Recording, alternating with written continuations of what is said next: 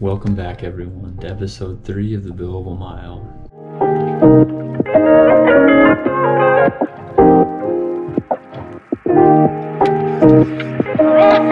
This week's a little bit different. I've been so tired at night. I was supposed to do this probably last Saturday, I think, or Sunday night, but I finished all my stuff for the day. I was just too drained to think about sitting down and talking about a week's worth of running. So I decided I'll just do it Monday at work during lunch. So here we are, Monday at lunch, at work. This is my office. This is where the magic happens, as they say. Let's go through last week. It started out and I could feel that I was really tired. Running on the beach was not a good idea. In hindsight, I should have just canceled that run and not done it because I felt my left leg for the rest of the week. The recovery run was great, though on Monday I was tired, but got through it, did my strides, did my yoga. Tuesday was an awesome workout. I did a cut down. So I did my warm up, started at projected marathon pace, then went to half marathon pace, then went to 10K pace, and then a half mile of 5K pace. And I was a little bit concerned about the half mile of 5K pace, but that went really well. That gave me a lot of confidence that I could nail that. I think it ended up being a sub 6-minute mile pace. So that was a big confidence builder for me. The next day was tempo run. This run was supposed to imitate running marathon pace with tired legs. And I did feel tired, but the miles just seemed to tick by really well. It was a beautiful morning down in Lanikai. Thursday was the easy day for the week, just 5 miles, just took it extremely easy.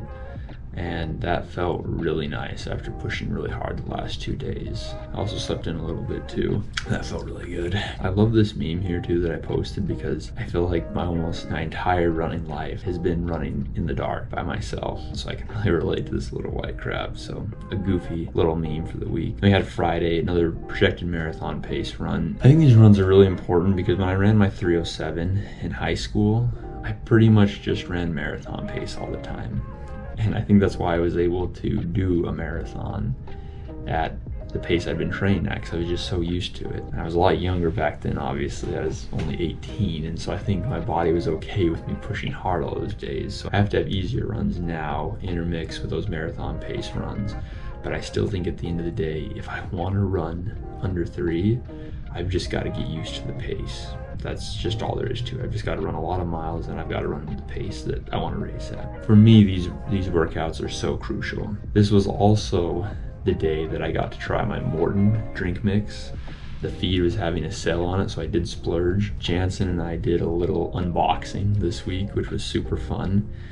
He helped me pull out all the cool treats that I got from the feed, and we had a really good time doing that together. Jansen ended up dragging the box all around the parking lot and using it as a toy and putting all sorts of stuff in the box, including other toys and sand and water. Saturday was this week's long run, 12 miles, and I really enjoyed this format of doing the majority of the miles easy with a pickup at the end that simulates marathon pacing and then a little cool down.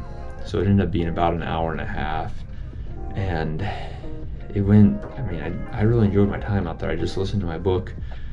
I even continued to listen to my book during the threshold part, which I didn't know if I was going to be able to do, but I hit my paces. I was really excited about that, and that was a wrap on that week of training. Some general observations from this week would be the importance of evenings.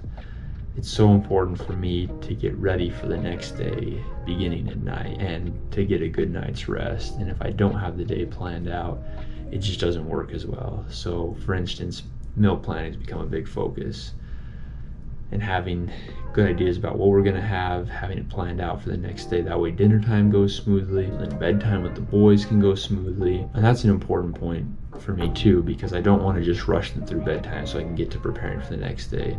I want to be able to actually have time with them to play and to have fun and enjoy the bedtime experience, because toddlers only have one speed, and it's the speed they want to go. Sometimes it's slow, sometimes it's fast. If I don't have dinner planned out, dinner takes a long time, and that bleeds into bedtime, which then bleeds into prep time for the next day, which then puts me in bed later. Harder to get up, harder to run the miles, and it just impacts training. And so if I want to be the best dad I can be, I really feel like dinner time is so important, having that planned out, structured, so we're ready to go.